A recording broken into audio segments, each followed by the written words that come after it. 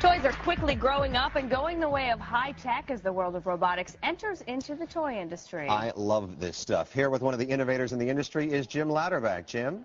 Yeah, it's Andrew Philo, and this is the guy who invented a lot of things, but recently he's been working on I-cybie, which this is taking a long time. It's a robotic dog like the I-cybie, much less expensive, $200, due out in about a week. And I'm just going to say, tell me about I-cybie. What is this dog, and tell me how it works. Technically, I-cybie is a robot that has a 27 MIPS processor in it, Pull it over here. 90 feet of wire, and 16 motors. But what it really is, it's your new plastic pal that's fun to be with. This is a see-through one we have right here, of course. But tell me about some of the innards of it. You know, I know one of the real problems with this, you guys were supposed to have this out about a year ago, but you had trouble getting it to walk. Tell me about the challenges of getting it to walk. To come up with a strategy that would make these things naturally walk and perform, to have balance, to have a real lifelike motion. That was the main goal, to actually endow in these systems to make them lifelike. So tell me about, you know, we were talking about the foot here, and the foot doesn't feel that, like there's that much rubber on it, and is there enough friction here for it to stay up? We actually wanted it to be not slippery because it's just like wearing crepe soles on a carpet. You know, you tend to trip over your own feet. So having a smooth sliding foot was the key. Now, these parts don't come off, but this seems a lot more, it seems pretty unbreakable. Tell me about the rigidity of this. Is this something that you're going to want to bang around and play with? Well, our company, Tiger Toys, is part of Hasbro, and we make toys, so this is definitely designed to toy grade. Kids can play with it, touch it. Adults can play with it and touch it. It can take the occasional fall, and nothing bad will happen to it. Now, can you program this? Does it have an ability to upgrade it? There is a flash cartridge in the side, and that cartridge is a 2 megabyte flash memory, and we will offer a downloader that will actually, you can download off the internet, and we will also sell pre-programmed cartridges. All right, you know people are going to hack this, right? Yeah. Are you going to let them hack it? Are you going to help them? Eventually, we hope to offer an SDK so we can satisfy everyone's desires to do whatever with the dog. All right, now, in addition to the dog, you've got another new product that you're coming out with this Christmas. Tell me about this one here. This one is called Autobot, and what Autobot is he's an autonomous robot. He has a number of sensors on him that allow him to avoid things like the edge of tables and walls.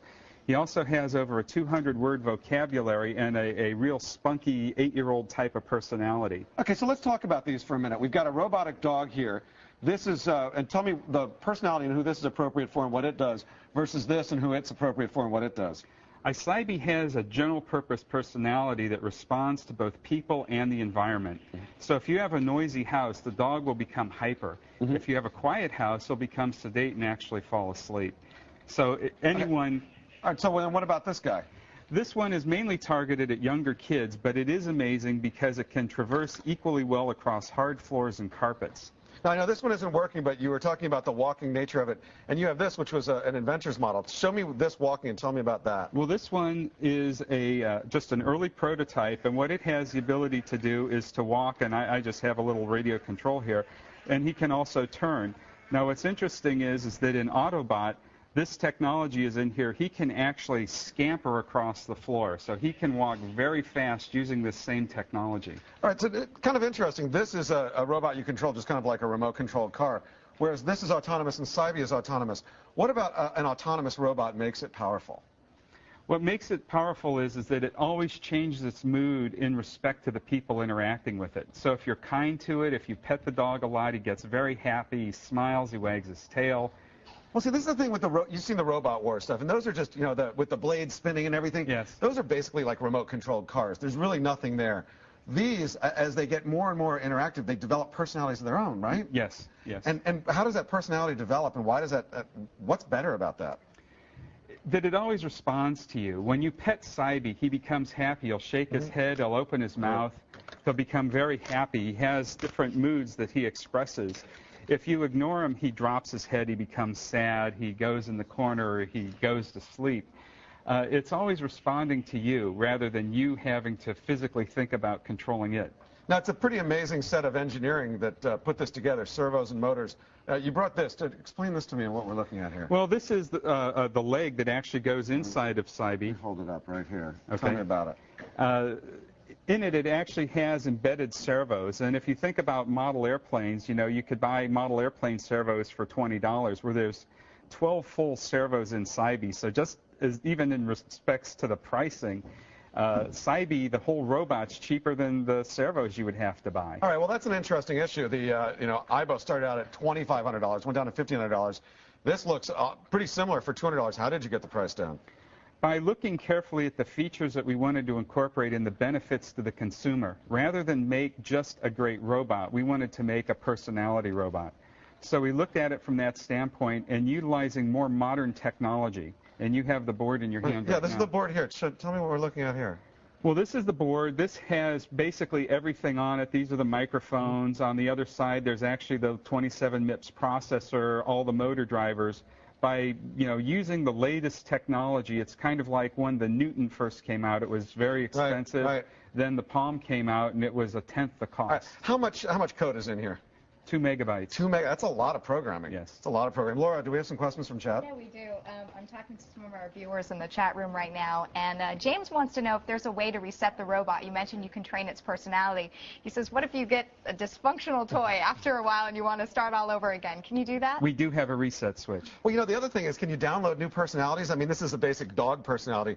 What if I'm a cat person or I don't know, a gerbil person? We are looking at a number of personalities, and we actually have a group of puppeteers that we use in Los Angeles that make these very expressive moves. So he can actually do impersonations of other things. So, yeah, and you will be able to download new personalities. Why didn't you make it furry? Cleanliness. That's a good answer. It can't lick itself clean, I guess. Any other questions? Our chatters want to know if there are any interesting stories or kind of funny mishaps that may have happened while you were developing all these toys. Well, there's so many of them. The greatest thing, though, is always seeing people's reaction, because many times we've taken these to just public locations to do some of the testing, and people actually thought it was a real dog or a dog in a suit. Well, that's an interesting thing. Now, Omron, developing a robotic cat, say that they're using it for shut-ins and people that don't get a lot of human companionship for one reason or another. Have you seen that sort of a reaction with these? Is that one area that you think they could be used?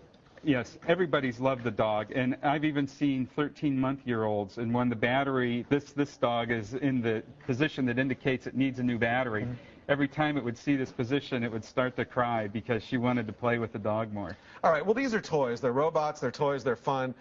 They're due out, this one's due out in a month, this one's due out. How much is this going to be when it's due out this Christmas? About $29 to $39. Oh, wow, cheap, about 30 or 40 bucks. But where are we going with this? What's the robot of the future? Are they going to be toys their whole life, or are they going to be games? I mean, real quickly, give me a quick look at the future. Yeah, these are the harbingers of what's coming. Just as we saw helicopters when they were developed, they were just model airplanes.